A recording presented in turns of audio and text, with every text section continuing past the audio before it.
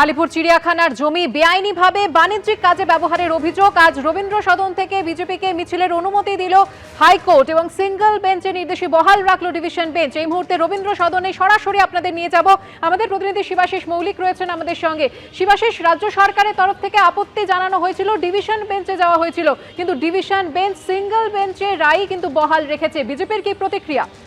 একদমই তাই সুকর্ণা, শুরুতেই তোমায় বলে রাখি যে যেহেতু সিঙ্গল বেঞ্চের রায় ডিভিশন বেঞ্চে বহাল থাকছে, তাই বিজেপি কর্মীরা ইতিমধ্যেই কিন্তু তারা এসে গিয়েছেন এবং তারা আজকে চিড়িয়াখানার এই যে বেআইনিভাবে বাণিজ্যিকীকরণের অভিযোগ করছে বিজেপি, সেই প্রতিবাদ মিছিলের প্রস্তুতি কিন্তু চলছে। প্রবীর দে যে ছবি তুলে ধরছেন তুমি দেখতে পাচ্ছ, মঞ্চ কিন্তু বাঁধা হয়ে গিয়েছে।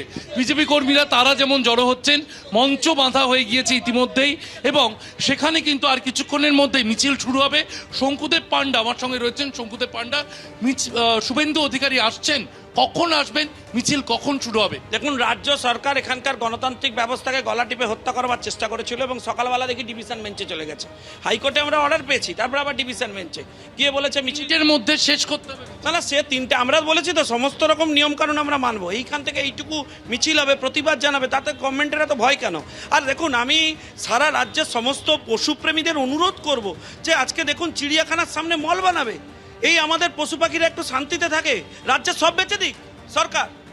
যে ছবি আমরা তুলে ধরছিলাম, প্রবীরকে আরো একবার দেখাতে বলবো। মঞ্চ কিন্তু তৈরি, একেবারে 8 ফুট বাই 12 ফুটের একটি মঞ্চ তৈরি করা হয়েছে। সেই মঞ্চ একটু শুনবেই শুভেন্দু অধিকারী তিনি আসবেন, তিনি তার বক্তব্য এখানে পেশ করবেন, তারপর মিছিল শুরু হবে। যে মিছিল এই রানুচ্ছায় মঞ্চ রবীন্দ্র সদন চত্বর, যেখান থেকে রওনা দিয়ে চিড়িয়াখানা পার হয়ে ন্যাশনাল লাইব্রেরি পর্যন্ত যাবে, এমনটাই কিন্তু জানা যাচ্ছে। 1000 লোকের বেশি লোক থাকতে পারবেন এবং 12টা থেকে 3টের মধ্যে কর্মসূচি শেষ করতে হবে। শিবাশিস, বিজেপির তরফ থেকে যেমনটা জানানো হলো, নির্দেশ অনুযায়ী তারা এই মিছিল করবে। ধন্যবাদ তোমাকে। আসি পরের খবরে। বিজেপির মিছিল মামলায় ফের ধাক্কা রাজ্য সরকারের। হাইকোর্টের ডিভিশন বেঞ্চে ধাক্কা রাজ্যের, সিঙ্গল বেঞ্চে রায় বহাল। আলিপুর চিড়িয়াখানার জমি বেআইনিভাবে বাণিজ্যিক কাজে ব্যবহারের অভিযোগ। আজ রবীন্দ্র সদন থেকে বিজেপিকে মিছিলের অনুমতি দেয় হাইকোর্ট। ঠিক কি বলে আদালত, জানবো। কথা বলবো আমাদের প্রতিনিধি সৌভিক মজুমদারের সঙ্গে।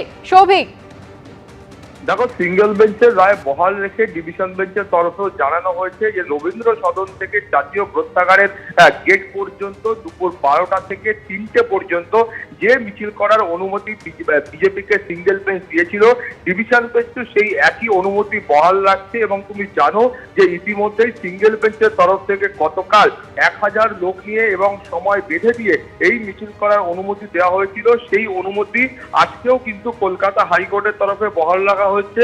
অর্থাৎ কোনোভাবেই কিন্তু সিঙ্গেল বেঞ্চের নির্দেশে ডিভিশন বেঞ্চ হস্তক্ষেপ করছে না এবং ডিভিশন বেঞ্চের তরফ থেকে খুব স্পষ্টভাবে বলা হয়েছে শান্তিপূর্ণভাবে এই মিছিল করতে হবে এবং তার সঙ্গে একই সঙ্গে বলা হয়েছে যে যেহেতু ওখানে হাসপাতাল রয়েছে, ফলে সেখানে কোনো ব্যক্তি যদি হাসপাতাল যান তার জন্য আলাদা করে জায়গার বন্দোবস্ত করতে হবে এবং কোনো রকম এমার্জেন্সি পরিস্থিতি তৈরি হলে, আপাতকালীন পরিস্থিতি তৈরি হলে সেইটার জন্য কিন্তু সঙ্গে সঙ্গে এই মিছিলের যারা উদ্যোক্তা রয়েছেন সেই উদ্যোক্তাদের পদক্ষেপ করতে হবে এবং জায়গা ছেড়ে দিতে হবে। এই মর্মেই কিন্তু কলকাতা হাইকোর্টের তরফ থেকে নির্দেশ দেওয়া হয়েছে। সরকারের তরফ থেকে বা পুলিশের তরফ থেকে বলা হয়েছিল যে ওই জায়গাটি সদন মোড় থেকে ন্যাশনাল লাইব্রেরি, এটা কিন্তু মিছিল করার কোনো নির্দিষ্ট জায়গা নয়, ফলত সেখানে পুলিশের নিয়ন্ত্রণ করার ক্ষমতা আছে। কিন্তু আপাততভাবে এই পর্যায়ে সরকারের তরফ থেকে যে আপত্তি জানানো হয়েছিল সেই আপত্তিতে কলকাতা হাইকোর্ট সহমত পোষণ করেননি। ধন্যবাদ সৌভিক।